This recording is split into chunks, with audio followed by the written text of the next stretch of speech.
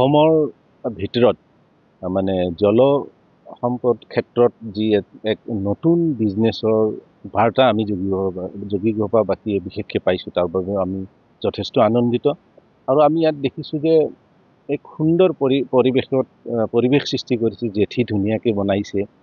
আৰু বিশেষকৈ ক'ব লাগিব যে লজিষ্টিক হাব অহাৰ পিছত আমাৰ যোগীঘোপাৰ মানে পৰিৱেশটো একেবাৰেই চেঞ্জ হৈ গৈছে, এক ধুনীয়া পৰিৱেশ আহি গৈছে।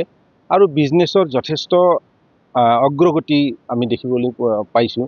ইতিমধ্যে আমি দেখিছোঁ যে আহিছোঁ ইয়াত পাইছোঁ যে পথেৰে এক নতুন বিজনেছৰ সৃষ্টি এটা আমি দেখিবলৈ পাইছোঁ যে ভূটানৰ পৰা পাথৰ বালিবিলাক আহি জাহাজেৰে লোড হৈ বাংলাদেশলৈ গুচি যাব।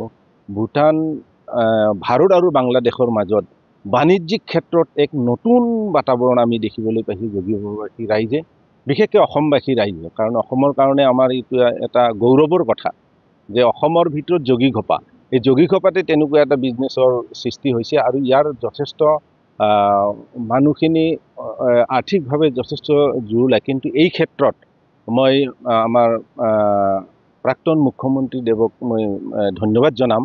কাৰণ তেখেতে ইতিমধ্যে আমি কিছু বাৰ্তা পাইছোঁ, খবৰ পাইছোঁ যে তেখেতে আহি ইয়াত অপেনিং কৰিব, যে পথেৰে এক নতুন বিজনেছৰ সৃষ্টি কৰা যি তেওঁ মুকলি কৰিব। তেখেতক মই ধন্যবাদো জনাইছোঁ। আৰু তেখেতে যথেষ্ট ভাল কাম কৰিছে বুলি মই ভাবোঁ, আৰু আমাৰ কাৰণে যথেষ্ট ভাল হ'ব বুলি মই নিশ্চয় আশা কৰোঁ। প্ৰাক্তন মুখ্যমন্ত্ৰী সৰ্বানন্দ সোণোৱালদেৱ তেখেত কেন্দ্ৰীয় মন্ত্ৰী জল পৰিবহণ বিভাগৰ, তেখেতৰ প্ৰচেষ্টাতে আমাৰ অসমৰ ভিতৰত বঙাইগাঁও ডিষ্ট্ৰিক্টত যোগীঘোপাত এখন জলপথ নিৰ্মাণৰ কাম প্ৰায় শেষেই হৈছে।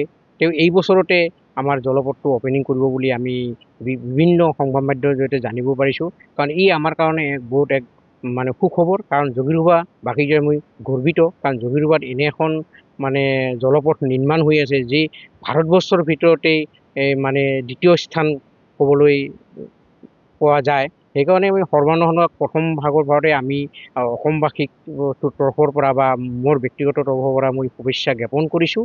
আৰু আমাৰ বাবে খুব সুখবৰ, কাৰণ আমাৰ যোগীঘোপাতে এই জলপথটো নিৰ্মাণ হৈ আছে।